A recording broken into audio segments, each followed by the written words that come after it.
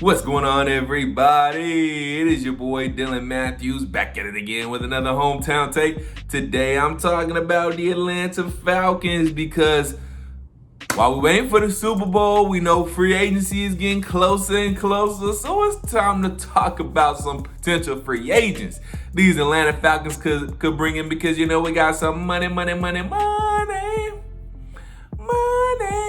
to spend, and I'm going to tell you how we can spend it wisely, first and foremost, on a certain defensive lineman. I'm going to tell you exactly what I'm talking about, but make sure you like this video, comment your thoughts, subscribe to the channel, check out the link down below.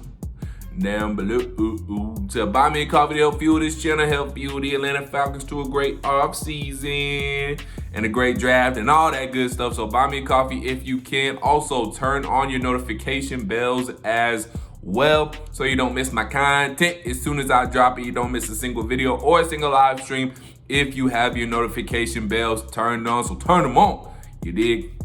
All right, let's talk about someone that I know every single Atlanta Falcons fan I know wants this dude, and guess what? I want him too. I'm talking about Daron Payne, free agent defensive lineman. Obviously, he is technically still with the Washington Commanders, but he is a free agent this offseason. And point blank period, the Atlanta Falcons need to go ahead and put all their chips in the table for Daron Payne. Whatever you got to do to get this man to Atlanta, get him there. He is the perfect dude to go next to Grady Jarrett. He's got the size on him, necessarily the size that Grady doesn't have.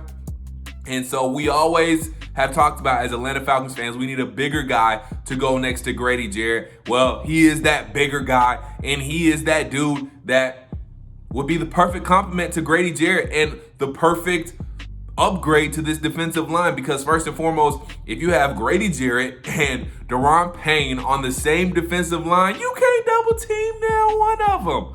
We know what Grady Jarrett can do. Guess what Daron Payne did this year though? He played all 17 games, started all of them, 11 and a half sacks, 5 pass deflections.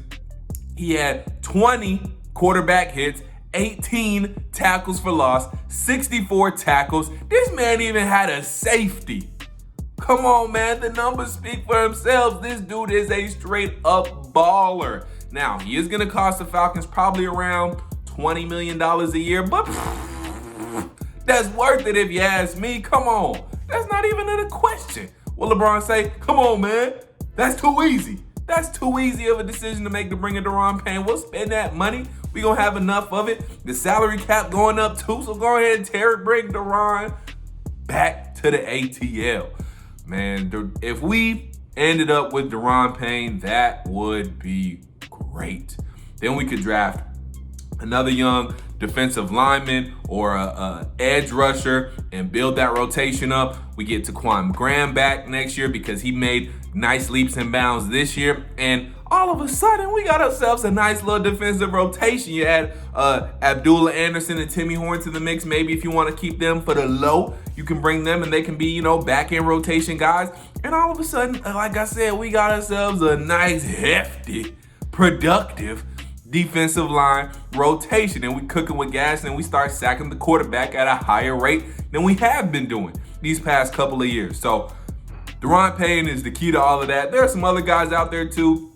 I've talked about, Symone already knows this, but I've talked about Javon Hargrave. She want to keep him, but I want him here in Atlanta, selfishly. But anywho, there are other guys out there as well. David Onyemata. I know a lot of people have been talking about Marcus Davenport, since we have that Ryan Nielsen connection now from, obviously he came over from the New Orleans Saints. The defensive line coach and the co-defensive coordinator for the New Orleans Saints is now our defensive coordinator. So he has that connection to David Onyemata, Marcus Davenport, a guy he's worked a lot with. So there are other guys out there as well, but Daron Payne is the big fish in this defensive line market, free agent market that is this season. So go ahead, Terry, Arthur, whatever, Grady, everybody, put some effort into getting Daron Payne here, man, because we need him.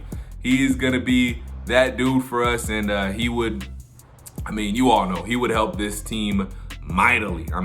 It would just make this team real scary. And so yeah, that's my 2 cents on Daron Payne. I think he will be a great addition to this Atlanta Falcons football team. So I'll keep doing some more free agent videos. Let me know who you guys want to see in an Atlanta Falcons uniform in the comments down below when we're talking free agents. Obviously, we'll keep doing some draft videos as well. But as far as free agents go, who do you want the Atlanta Falcons to sign? With all this cap space we got, obviously, we're going to have to take care of some of our own dudes. You know, Chris Lindstrom, obviously. We want to bring back Caleb McGarry. We'll have to sign Caleb McGarry. Maybe, I don't know, might be a little too early to sign AJ Terrell to an extension, but he's only going to get more expensive, you have to think. So we'll have to take care of our own guys as well. But we still going to have enough money to sign some drip splash free agents, you know what I'm saying? So let me know who you guys think the Atlanta Falcons should bring in free agent wise. My number one option, number one choice, if I had to pick anybody, I'm picking Daron Payne. So let me know what you guys think again in the comments down below. I mean, he's just a monster. You would, again, we always worrying about Grady Jarrett getting double teamed and triple teamed. And if you add a guy like Daron Payne, that's not happening anymore. So then that creates pressure on the inside. And I know we need an edge rusher bad too, but part of being a good pass rushing team is getting pressure from the inside and collapsing that pocket from the inside. So if we can start doing that, then we'll really start getting some sacks, because then we'll see Arnold Ebiketie, and if we add another edge guy, which we should, whether it's in the draft or free agency, we'll see Arnold Ebiketie and the other edge guy. Since that pocket will start to collapse from the inside, and they will put in, that Grady Jarrett and Daron Payne, for example, they'll collapse that pocket from the inside, push the quarterback one way outside or another, either to the left or to the right, and that'll help Arnold Ebiketie and, whatever other edge rusher we add, if we add another one, which I'm sure we will, via draft or free agency. That'll help them get more sacks, and then, we up to at least having like 40 sacks and being a playoff caliber team. So, that's what we need to do right there. We need to obviously focus on getting another good edge rusher, but we also need to focus on getting some interior pressure as well. So some guys on the interior like a Daron Payne who can create pressure from the interior alongside Grady Jarrett. So that's my mad formula right there, my mad scientist formula, how to get the Atlanta Falcons a better pass rush, get them more sacks, and hopefully get us back into the postseason sooner rather than later, starting with the defensive line. So we got to sign some of our own guys, but we'll still have money to shop big in free agency, and I think we need to go all in on Daron Payne. Again, let me know what you guys think in the comments down below. Like this video, comment your thoughts, subscribe to the channel, check out the link down below. To buy me a coffee to help fuel this channel, help fuel the Atlanta Falcons to a great offseason. All right, and until I talk to you guys next time, turn your notification bells as well. But until I talk to you guys next time, stay true to Atlanta, believe in Atlanta, go Falcons, peace.